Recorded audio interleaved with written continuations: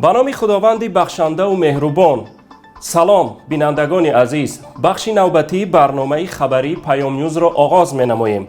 در استودیو با شما شهرت رحمت الله. اینک متوجه باشید به سرختی مهمترین خبرهای روز. در 9 ماه سالی جاری بیش از 160 کارخانه از کار ماندند. دانشجو-тамаллуқкори سال مуайян мешавад. тоҷикон در содир намудани ҷиноят در Маскав пешгом будаанд. در 9 ماه سال جاری از 557 کارخانه ثبت نام شده در ولایت ختلان بیش از 160 کارخانه پرره از فعالیت مانده، نزدیک به 150 تای آن استحصال محصولات را کم کرده اند. در روی خط کارخانه های از فعالیت مانده بیشتر کارخانه های شامل شدند که رئیس جمهور امامعلی رحمان در کشاده شوی آنها با تنتنه شرکت نموده بود. از جمله کارخانه خشتبراری در ناحیه قبادیان، کارخانه کنسرو براری شهر قرغانتپه و تاجیک خیمپرام در ناحیه یاوان. چند کارخانه عظیم صنعتی نیز یا پرره از فعالیت باز مانده‌اند و یا استحصال محصولاتشان را به مراتب کم کرده‌اند که در نتیجه صدها نفر از جای کارشان رانده شده‌اند. آزمون دانشجوی سال که آن را کمیته جوانان، ورزش و سیاحی تاجیکستان اعلان کرده بود جنبش شده است.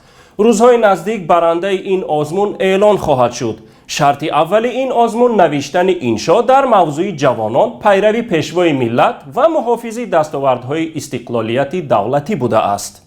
سامانه تاج نیوز با تکیه به منبعش در این کمیته خبر داده است که در دور نهایی این آزمون 17 نفر دانشجو از تمام کشور شرکت نموده انشا را نوشته اند و چند روز پس غالب آزمون اعلان خواهد شد.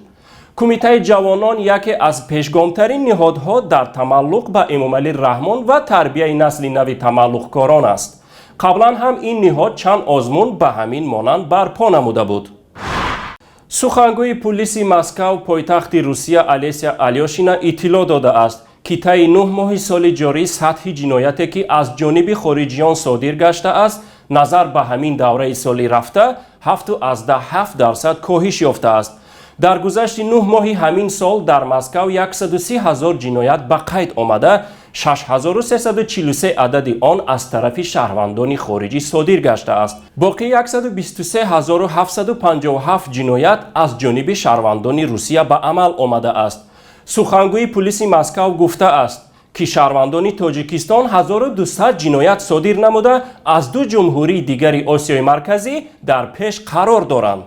در همین حال مردم مهاجر کاری ازبکستان 1000 جنایت و قرقیزستان 730 جنایت صادر کرده اند.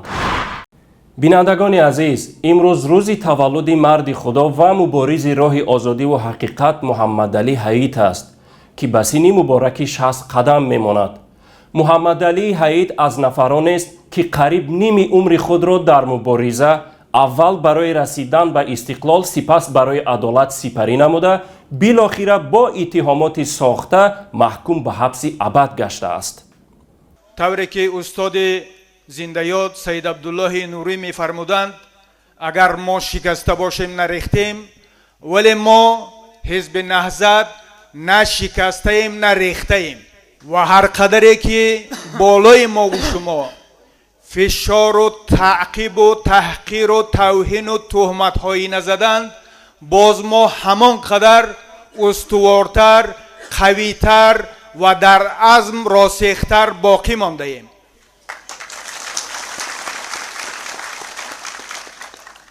ما هیچگاه شکست نخواهیم خورد. ما اینجا نشستگان فرزند اوگه این سرزمین نیستیم.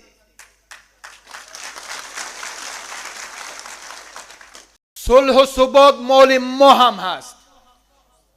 دل ما هم برای این وطن می سوزد، می تپد.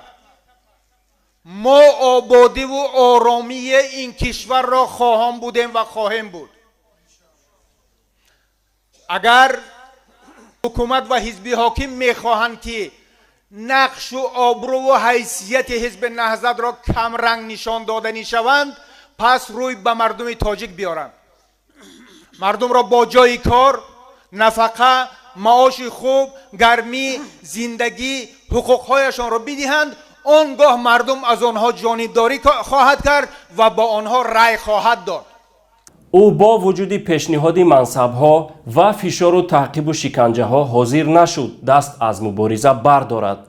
هیئت ایجادی پیامنت این مرد شریف را که الان در کنج تاریک زندان به سر میبرد به مولودش تبریک نموده از خداوند میخواهد هرچی زودتر او را با سری بلند از زندان رژیم جنایتکار بیرون آورد. بینندگان عزیز، اینجا به پایان برنامه خبری پیام نیوز رسیدیم. برایتان خبرهای خوش و سروری زندگی را تمنا می نماییم. تا بخش نوبتی، خیر خدا یار و یاورتان.